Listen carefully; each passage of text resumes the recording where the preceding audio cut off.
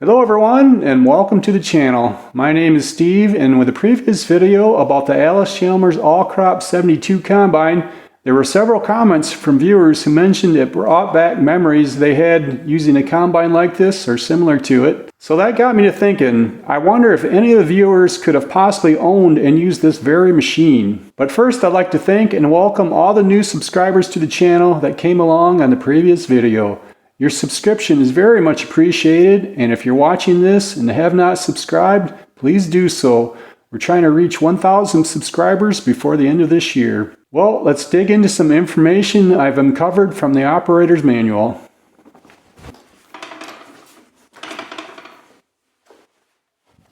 So here is the operator's instruction manual for the All-Crop 72.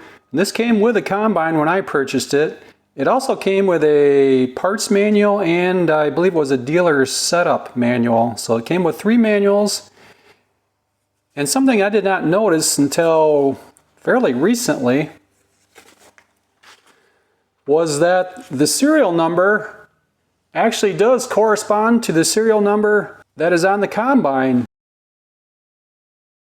So this is the original manual that came with the combine. Also, inside this manual is this paper here that also shows the serial number, and it says 1963, and this just looks like a list of stuff that probably came with the combine. Looks like a checklist, whether that was from the dealer or if the owner wrote this out. And down at the bottom here it does say Scour cleaner book. I believe that's what it says. Anyhow, it did have a Scour clean on it. A few viewers mentioned that they had them, and surprised this one did not have one. But when I got it, it did have one on, and I will insert a little video clip of that. I just don't have it installed right now. The combine did have a Scour clean unit on it when I got it. I used it one time, and then I wanted to clean it out, so I took it off. I forget the reason exactly because it was probably 10 years ago, but I thought it'd be easier to clean when it was removed. So it just never got put back on. Here's the screen that goes inside. Now, these round screens, you could also get different versions of these as well with different size holes in. The Scour Clean attachment was made by a company called Hart, and you could add them onto Allis-Chalmers or other combines as well. Basically, it was just an optional grain cleaner. It would filter out some weed seeds. You could get different size screens and so forth. The Scour Clean unit would be placed between the elevator and the grain bin, and then the filtered debris would come out onto the end, and in this case here, it'd be on the left side, and you could dump that into a bag. Then the grain that you wanted to keep would go into the main storage bin. Here's a view of the chain that would drive the Scour Clean. You would have to add a sprocket to the elevator drive, and then this chain would attach to that.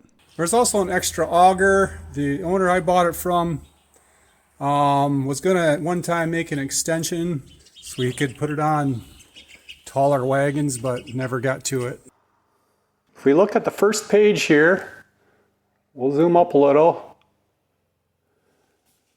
That is the right serial number. That is supposed to be a 4824.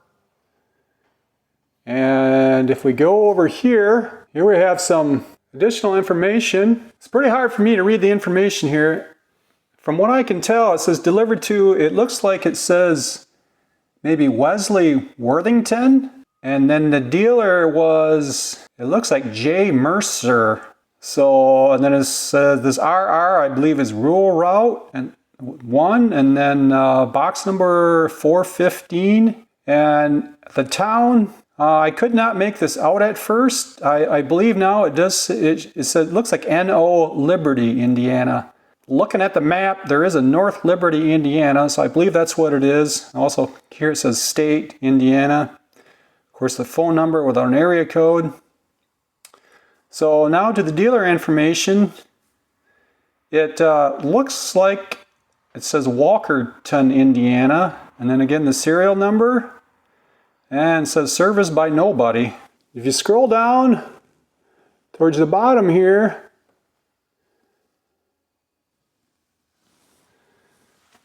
now it looks like it was under remarks. It says traded model 66 with canvas, and then it has a date of 1958. I would assume the 1958 is the year of the Model 66 combine. And if you come over here, it says this machine has been delivered to me in good condition, and I have been instructed in its care, adjustment, and safe operating practices. And there's a date of 6/29 of 63.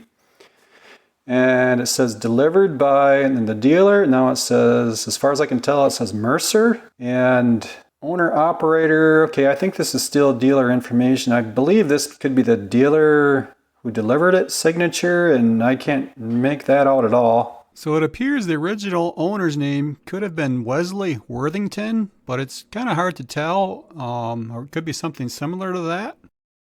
Now it appears the dealer's name was Mercer, but that's pretty hard to tell as well.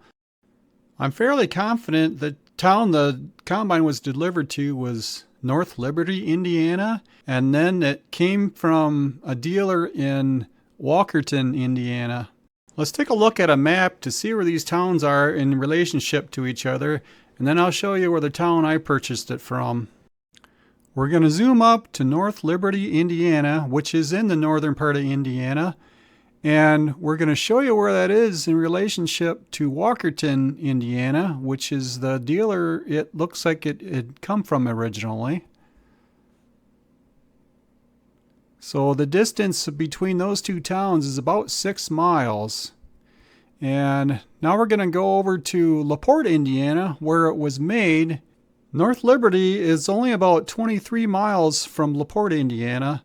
So from where this combine was manufactured, it didn't really travel too far from where it found its job on the first farm. And now I'm going to show you in Michigan where I purchased it from. I purchased the combine from a town called Decatur, and I think that was about 60 miles from North Liberty, Indiana. So to sum things up here, the reason I made this video was because in the previous video on the All Crop 72 combine, there were a number of comments from people mentioning that they had memories from operating a combine like this or one similar to it. And as I was making that video, I discovered that in the operator's manual, the serial number written in that manual matched that of the serial number on the combine, and the new owner's name and dealership it came from were also written in that same manual. So I determined I had the original operator's manual to that combine. I thought, wouldn't it be amazing if someone who watched that video was the original owner, or maybe had family that had originally owned this combine? I think they would be happy to know that their combine is still around and in pretty good condition for being 62 years old. It appears the original owner's name was Wesley Worthington from North Liberty, Indiana, and the dealership it came from looks to be spelled like Mercer or Mercer in Walkerton, Indiana. So if you happen to know anything about the dealership this combine came from, or you could possibly be the original owner or may know the original owner, could you please leave a comment, or you could email me privately as well. We're going to end the video here. Thanks so much for watching. Please leave a thumbs up, and we hope to see you in the next video.